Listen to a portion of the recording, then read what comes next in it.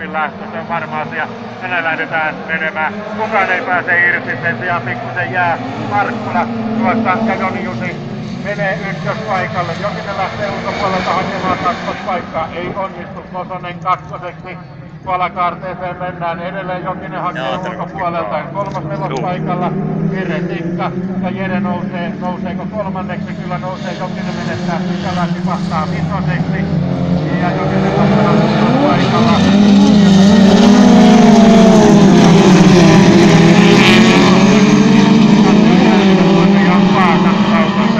Janne Astrakoski on tänä päivänä 8. Joni Jusi on kärjessä ensimmäistä kertaa pääsuoralle. Onko puntit tasa? Nyt nähdään. Kosonen kakkospaikalla, kolmospaikalla Jere Tikka. Ja kyllä kärkikolmikolla, kyllä homma on hyvin tasaista. Ei sieltä kyllä pahasti karkuun pääse. Ehkä jos jotain pientä voisi sanoa, niin kyllä tuo kakkos-kolmospaikka, siinä oli pientä rakoa tulossa, vaan ei ole enää siellä. Nimittäin nyt on välillä imetty suosi kiinni. Ja jälleen noustaan ylös Joni Jusikko menossa. Pitää ykköspaikkaa. Kosonen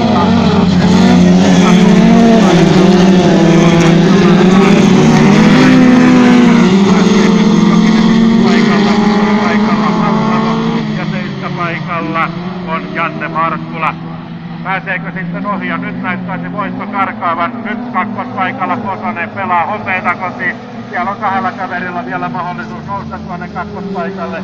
Ja ennen kaikkea Jere Tikka pahassa paikassa luotimutettava, että nyt se on ohitettu.